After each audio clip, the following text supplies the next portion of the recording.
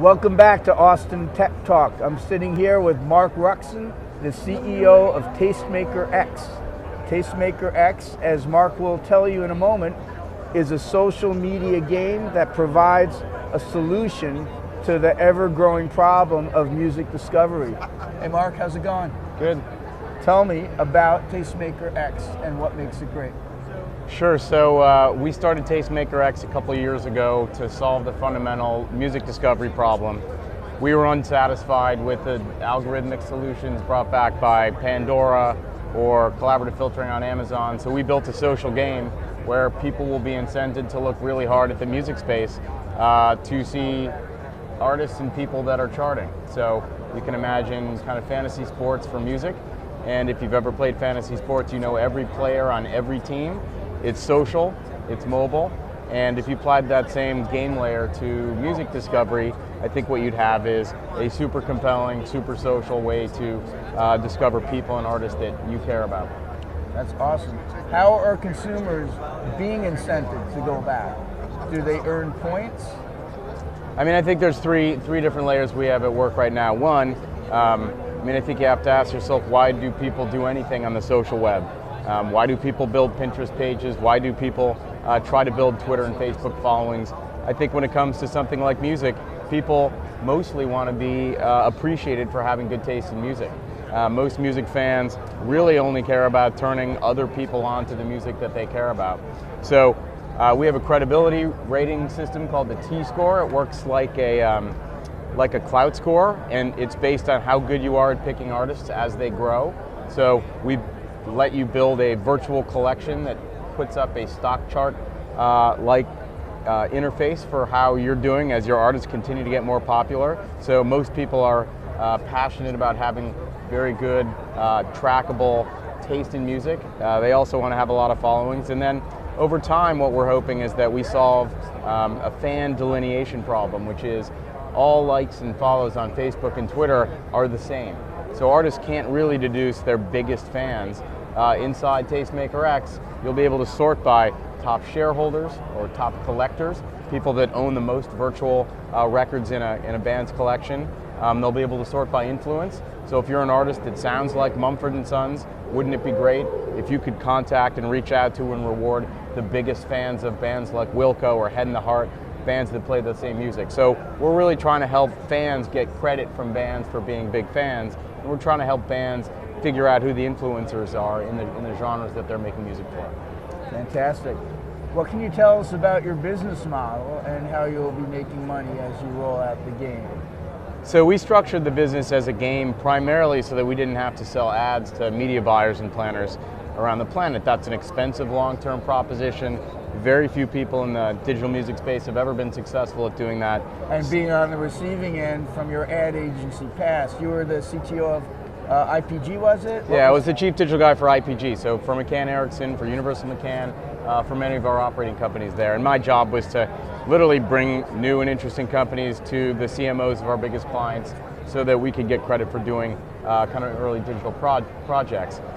We structured this business as a game because if you take a look at the social gaming market, it's obviously growing incredibly, not just the Zynga platforms, but mobile gaming has dwarfed console gaming in the matter of 3 years. So we give everybody a set amount of currency or gameplay to build their collection. Some people have turned 25,000 notes, which is what we start them out with, into millions of notes. We give people extra notes for high performance, for daily activity, for sharing, for starting music fantasy leagues.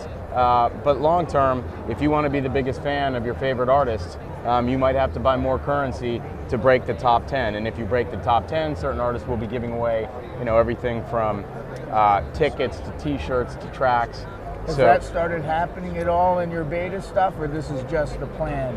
And how certain are you that things will evolve this way? That all the bands that you get to embrace TastemakerX will embrace that part of it, of giving things to their fans to incentivize them?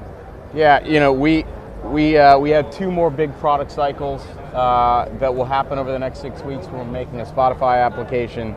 We're launching Android. And then after that, all our product development will be done. At that point, we'll start to build an audience. We'll start to engage with We already have a soft circle list of artists that believe in the promise and the premise. So, do you anticipate after 6 weeks, when you're ready to start rolling out, will you have artists that you can name at that time? And can you give our Austin Tech Talk viewers a sneak preview of who any of those might be? So we'll probably save that for 6 weeks from now. But let's just say there's a handful of artists that happen to, for our benefit, be fantasy music buffs and understand that the game layer approach to discovery is a new one in the marketplace. It's one that's helped hundreds of millions of people know every player on every team in whatever sport they're playing fantasy sports on. And I think if you're an artist that used to be a drummer in one band and you went on to found a band like Band of Horses, this is a true story, that's something only someone that was really playing music or doing the kind of research that musicians want them to play. So Pandora is a fairly passive listening experience. You turn on a station and it plays, and every once in a blue moon you come to see who's playing. I think a game layer applied to music discovery means that you're incented to pay attention to what your friends are listening to, perhaps even follow an artist who has their own collection. Most fans would love to know what their favorite artists are listening to. So the platform should work for fans and for artists. We hope to help artists let fans know when they're on tour. We hope to connect them to their fan base in a very direct way. And more than anything else, we want to have music discovery become a fun thing, not just the chore that you face when you show up at the front door of iTunes or Spotify or Rdio and you honestly don't know what to listen to.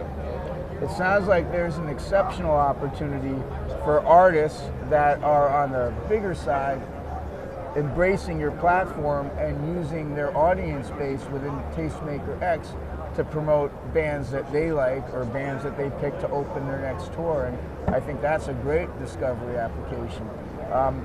What genres do you think, if you can't say what the artists are going to be, can you say if you see more of a response based on your initial discussions coming from heavy metal, from hip hop, from mainstream pop? What do you think? I mean, I think right now we've had a very indie rock audience. So, I mean, the band is optimized for discovering the next big thing before it's big. Right. That said, appeals more to the indie mindset than it does of the kids embracing the latest pop phenomenon of the month. I think so. However, Carly Rae Jepsen and Philip Phillips, when he was about to win American Idol, all of those, we picked up every signal.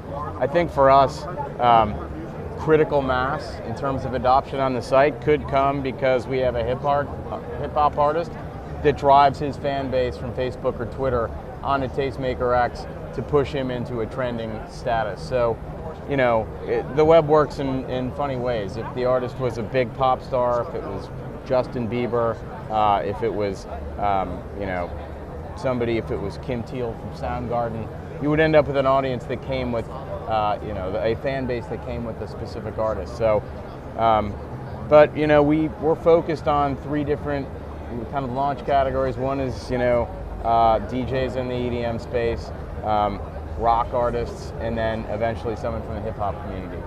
So, will the TastemakerX platform allow DJs to share songs, new mixes perhaps, that they're creating on the spot through your game?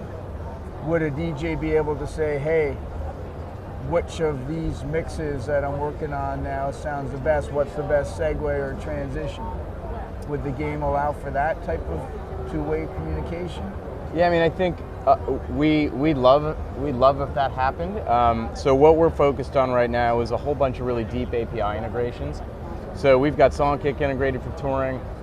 We've got Spotify as a consistent play experience across the site.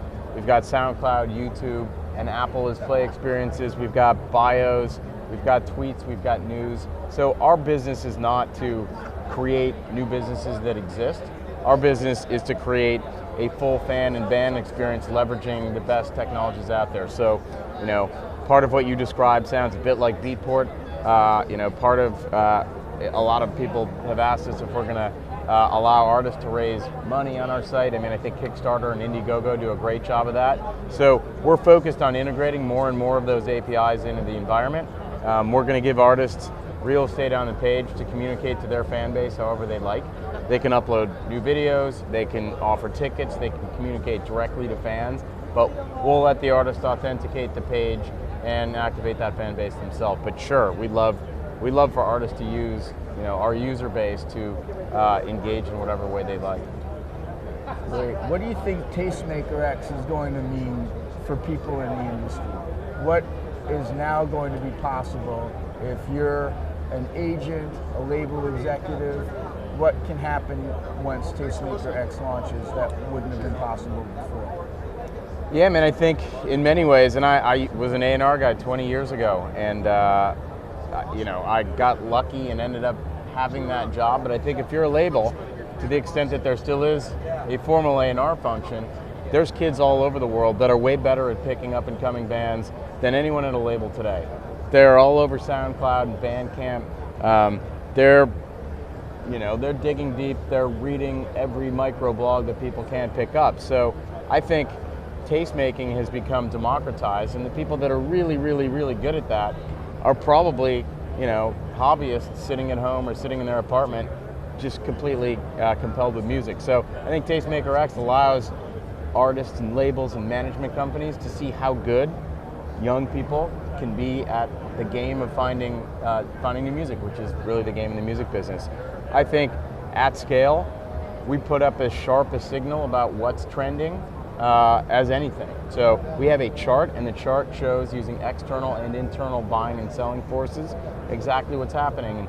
And even with a small user base, last year, our private beta at South by Southwest, we could tell you within 20 minutes of opening up the marketplace that the bands that were going to just blow up at South by Southwest were Alabama Shakes, Polisa, and a handful of other bands. I mean, these are early music adopters buying artists that they think are going to be big while they're still cheap. So if we had millions and millions of users, we would know exactly when an artist was going to drop a record. We'd know exactly when an artist was going to announce a tour date.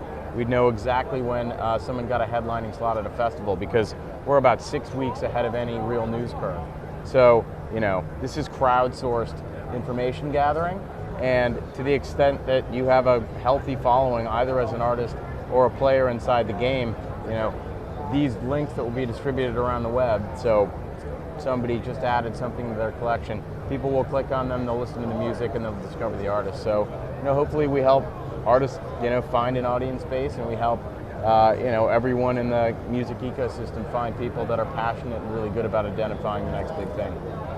And that might be a little bit difficult for labels to accept with the democratization of the A&R process and the playing field getting leveled. It's almost being commoditized, the process, because you're able to just take those that are doing the best job and give them recognition. So if a TastemakerX user or fan has a lot of points and is picking a lot of bands before they break, that's a better ticket to the equivalent of an A&R job at a label than saying who you got signed in the past. I mean, it's all there for anyone to see. So I hadn't really considered the industry applications of it. On the consumer side, clearly a fan getting recognized through points. Is there a way that you can tell points that are bought, which anyone can do, versus points that are earned or won from picking the right things? There are charts that... Yeah. So we can track every note that you buy from us, every note that we give to you, and every note that you earn just by being. But when you do your top 10 of TastemakerXers that are showing the best points because they picked the right bands, it doesn't mix in purchase points with earned points from picking the right bands. Well, right now we haven't even opened the platform to sell currency. So when you go to the players tab and you see everybody, that's all pretty much earned. There's a small amount of residual notes that you can earn just by being active, but for the most part, those are pretty pure signals. I mean, the number one players turn 25,000 notes into 4 million. But at the end of the day, what we're really trying to do is create a platform that's as compelling as fantasy sports has been for 40 years. So there's 100 million people that play 30 minutes a day of fantasy sports ranging from cricket to fantasy baseball. It's social, it's mobile, it spurs discovery in a way that I think a lot of fantasy players maybe don't even recognize.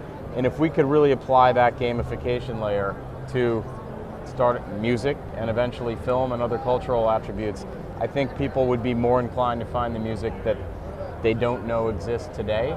And that's really our goal, for more people to connect with people that have similar taste, for more people to listen to music that matters to them. What do you think some of the best features of TastemakerX are? You know, for us, I think it's the social layer. I think, you know, Spotify is not particularly social yet, although they're getting there.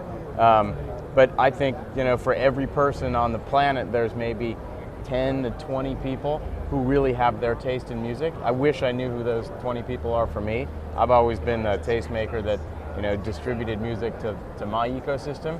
But as I get older, as I get, you know, busier, there are certainly people out there that have my taste and are way in front of me, and you know, our platform helps those people connect. So, what do you think the most important single issue is in digital music right now, and what role do you see TastemakerX and yourself in playing? That's a good question. I find, and I've been in this, you know, venture business on and off, as an advisor, as an investor, as a CEO for 20 years, and the music tech space is a horribly underfunded space. And not surprisingly, there's been perhaps 5 positive outcomes in the history of music tech. So I think the problem today is that, you know, good companies take a long time to build, and the investor stomach for music tech companies gives entrepreneurs maybe 12 to 18 months, and if they don't have traction and profitability, there's not going to be any more money there. So I think, you know, we've been fortunate in having supportive investors. We're trying to solve a long-term problem in the space, but I think the more investment there is in the space, the longer time entrepreneurs are given to solve these problems, to solve fan distribution problems, to solve monetization issues beyond just buying a packaged CD or a digital track. The more we'll have artists that can afford to make music, the more, you know, the music business will continue to, you know, be a thriving live experience business, not just one relegated to royalties that come through, you know, traditional sources. And I think, you know, I think the more social music can be, the more revenue there'll be in the space. But the innovation's going to happen, you know, with digital entrepreneurs creating ideas to get people engaged. And, you know, hopefully, if you look at the sports ecosystem, sports is monetized 100 ways to Sunday, and music is, you know, monetized maybe 3 ways to Sunday. So the more venture folks invest in entrepreneurs to help solve these problems, the better it'll be for everybody. Well, thanks, Mark. That's awesome. Thanks a lot, David.